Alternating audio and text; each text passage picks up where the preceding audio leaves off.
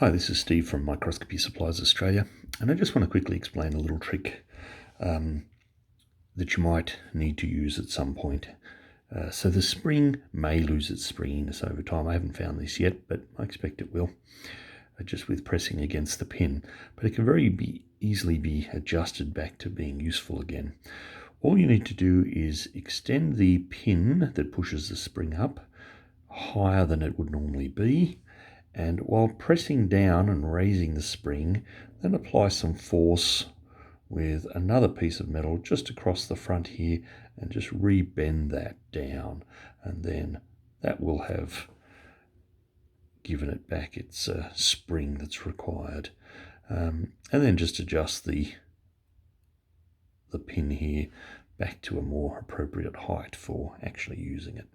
So I highly recommend getting the loading block. It does make handling the grids and the samples very much easier. Okay, thanks. Bye.